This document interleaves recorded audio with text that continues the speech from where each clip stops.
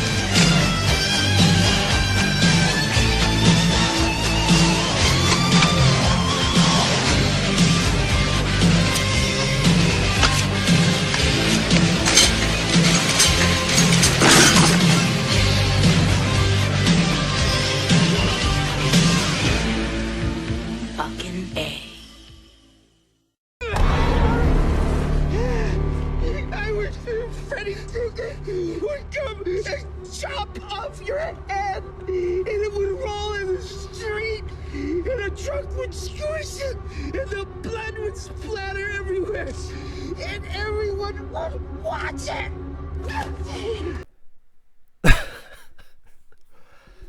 Wow. This is another request from WRJ518, who requested the previous film, Speed Kills. Now, thank you for the PayPal request. If anyone wants to send me a request via PayPal, doesn't just have to be a review. It could be of pretty much anything. My PayPal link will be down below or in the info box, or if you want to be a part of my Patreon, which there's different tiers, and depending on the tier, you do this or that. Feel free as well. But the film he wanted me to talk about today was The Fanatic.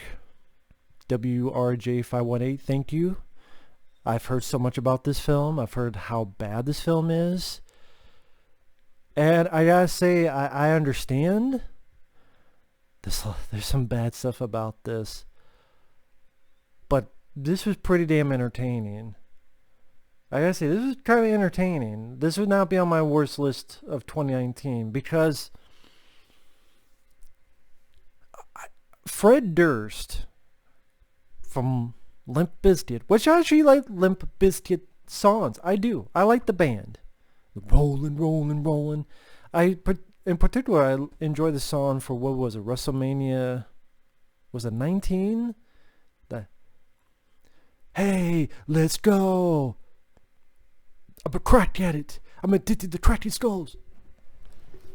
I like that song.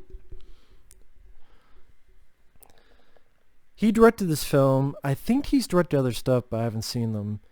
And it stars John Travolta. And John Travolta went for it. And I gotta say, whether good or bad, it was entertaining performance to watch. Whether it's PC or un-PC, it was entertaining to watch. I gotta say it. Maybe because I saw this right after Speed Kills, which also had John Travolta, and that was one of the more boring, dull, bland films. Say what you will, this film was not dull, it was not bland, and it was not boring. I'll give it that too. But, man, this is a weird movie. This is a weird film. John Travolta plays a man who is autistic, from what I gather, who is a fan of movies. From time to time, you have this weird art that's kind of interesting. And then you have this narration, which is completely pointless. You did not need any fucking narration in this film. You need this as much as Blade Runner needs narration. And one of the first lines John Travolta says was, "I can't talk too long. I gotta poo." And the character is nicknamed Moose. I'm guessing that's his nickname, unless that's his real name, Moose. And he's an autistic man who's a fan of an action star, which is played by Devon Sawa. I like Devon Sawa. Final Destination, Idle Hands.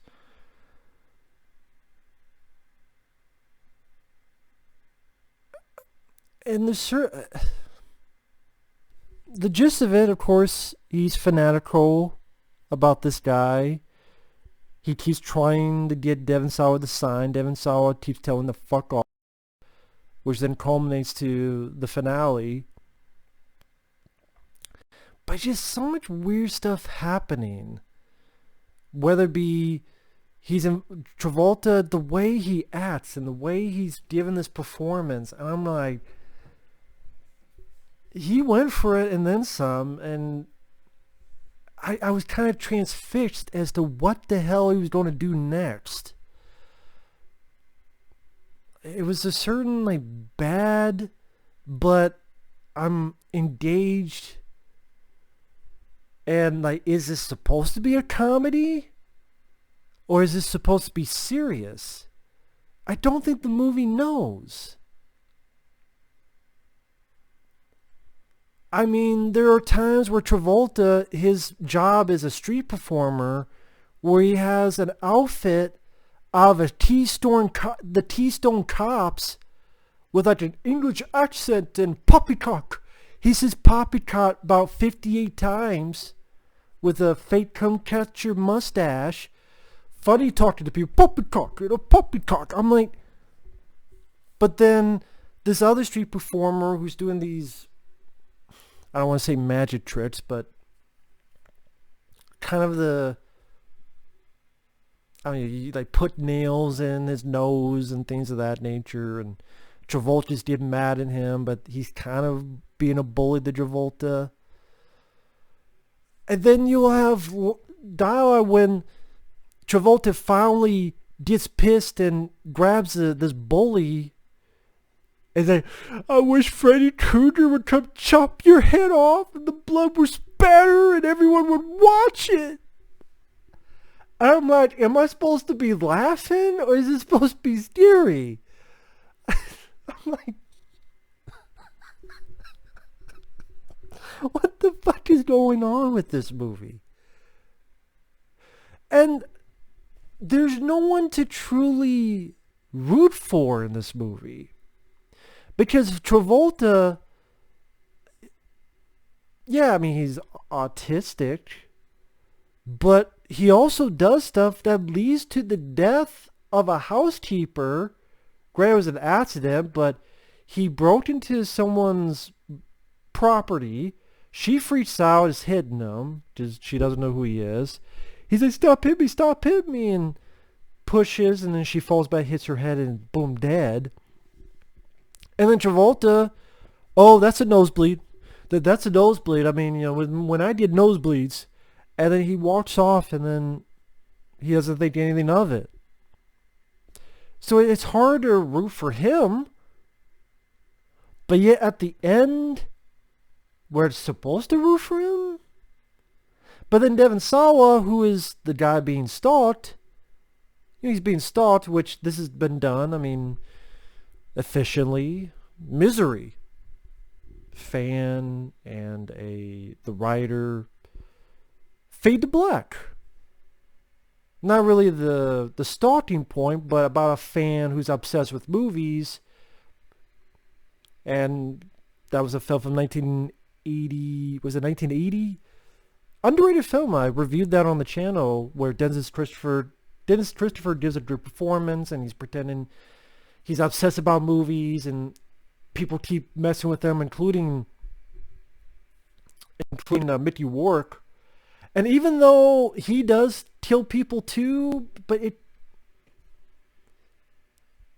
it's still kind of, oh, it's just better directed, better written. I don't know how to put it. Interesting movie. Sadly, doesn't have a DVD or Blu-ray.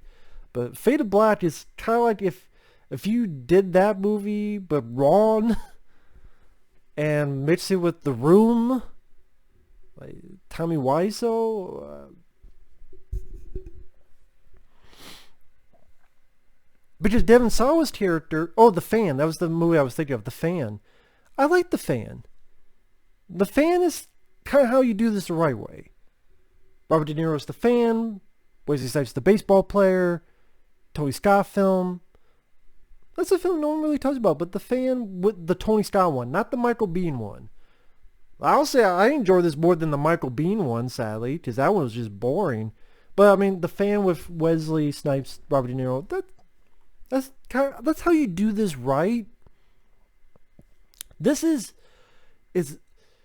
okay. I was Devon Sawa. He's such an asshole.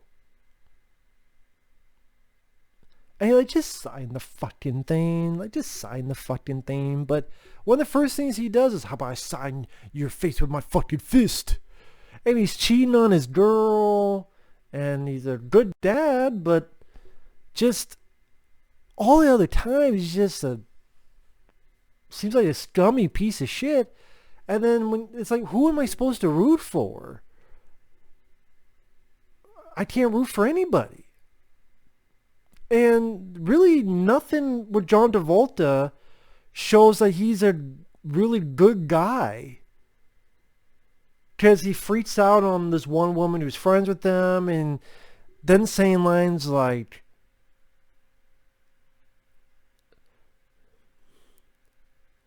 but at the same time, he's not like hitting her, but you just, the way Travolta plays it is sympathetic, but yet the way it's written, he's not. It's in this weird dynamic thing.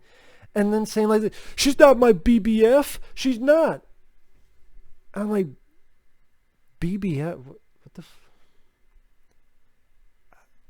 just the way certain dialogue and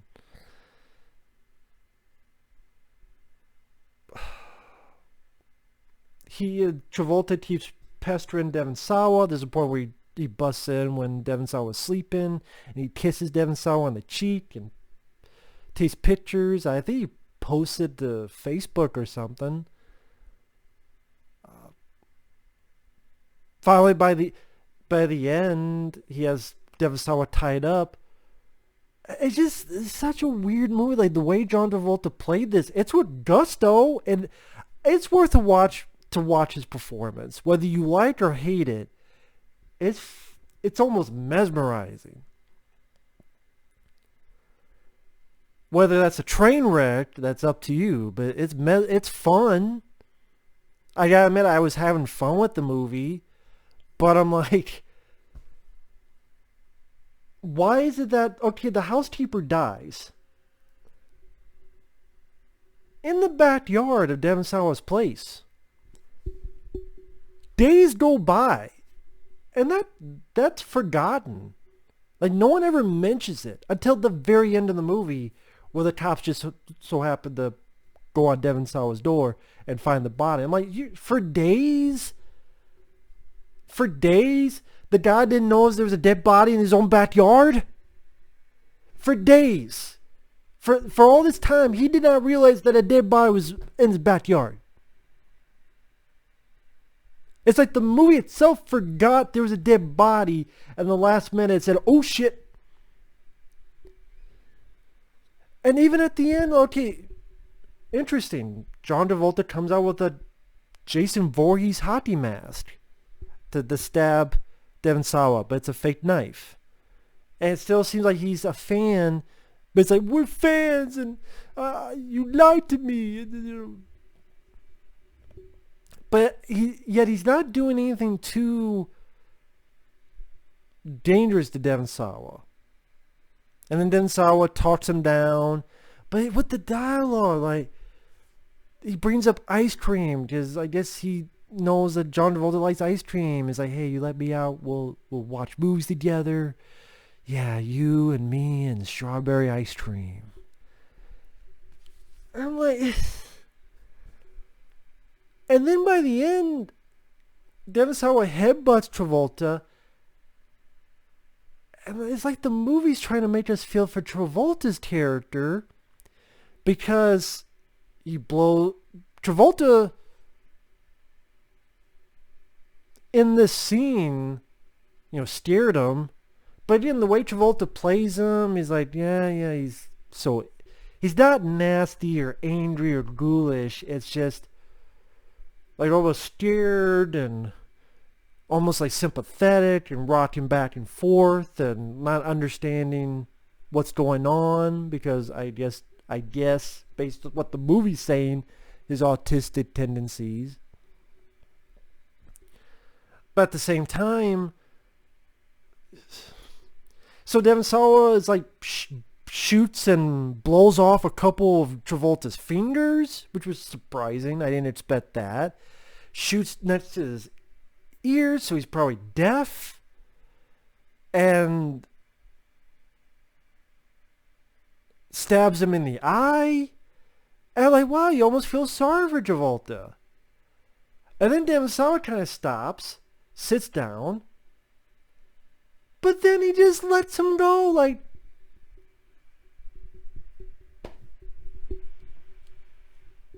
you're not going to call a cop?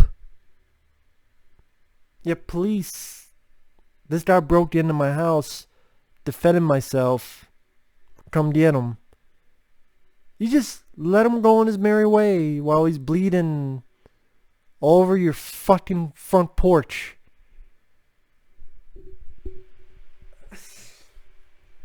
And then at the very end of the film, the cops come.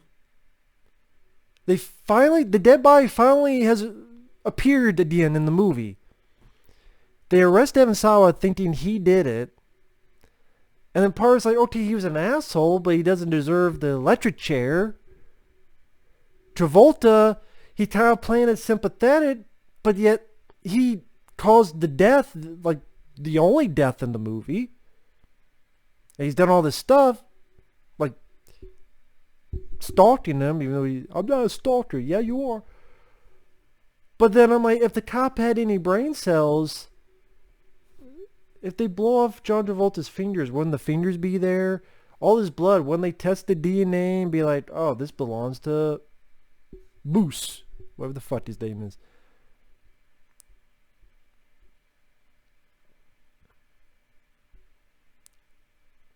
And like the other characters, you don't really care for them because they're just enabling Travolta's character to do what he does. Like they know who he is and what he could do.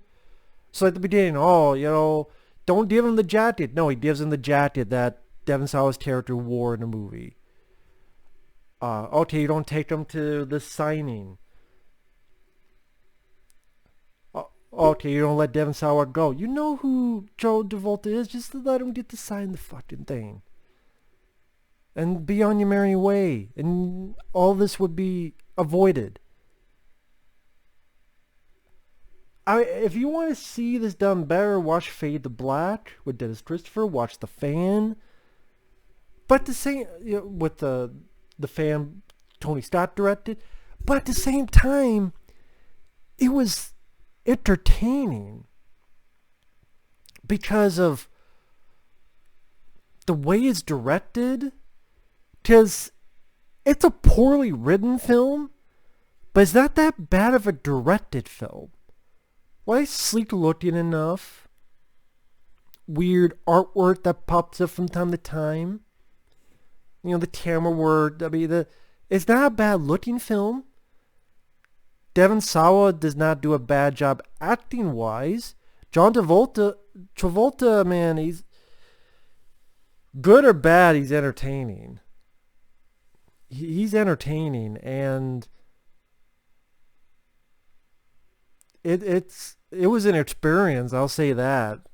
And just scenes where he's like threatening someone by saying that he wishes Freddy Krueger would come out and chop his head off, to the dead person, oh, nosebleed, that's a nosebleed, to pretend to be Jason.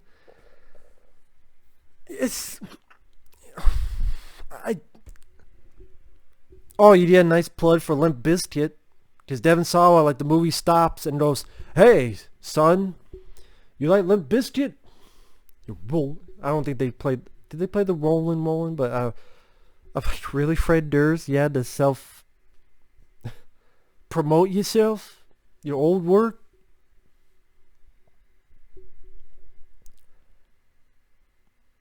And in the end, again, if you had someone to root for, like if Devon Sawa was just a normal guy going through this, or they made him a bit more sympathetic, or if Travolta, You saw him doing generally nice things as the character. Like if he actually did things like, oh, okay, he did that, that's a good guy. He just makes mistakes. But nothing, even though Travolta's playing it crazy, but yet trying to be sympathetic, but yet he never really does anything that makes him a good person. And then Devon Sawa, you just see him as an asshole, and the only celebrity, okay, he seems like a good dad. It just, so I can see why people hate this movie, but it went at a good pace to me. I was transfixed to see what would happen next. Whether you think it's un-PC or not right, I enjoyed Travolta's performance, as batshit as it was. This is, you know what this is? It's Travolta trying to do his Nick Cage. You know how people talk about Nick Cage and he goes all out? This is like a role that was meant for Nick Cage, and he passed and John Travolta took it and says, I'm going to Nick Cage this shit. In a way, that's what it seems like. And man, the film I saw with John Travolta before, Speed Kills, was such a boring, dull, bland, nothing movie. That this, it was shorter than the previous movie I saw. It was only like an hour and a half. I get it's slickly enough shot. The acting is not that bad. It's just the way it's written and body that just fucking disappears. Like, oh, the movie forgot it till the end, and weird lines like the "you and me and strawberry ice cream" and "she's not my BBF, she's not." I wish Freddy would chop your head off and the blood was splatter.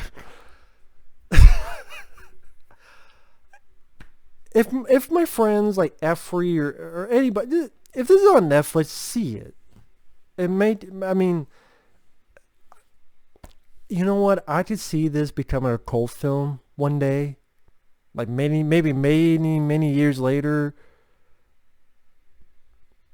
So bad is good. Maybe I do understand why people hate it. I understand why people love it. I don't even know my opinions on this. It wasn't boring. I can see why people like good luck. It's an experience. I'm like, really? And I watch it like, yeah, really.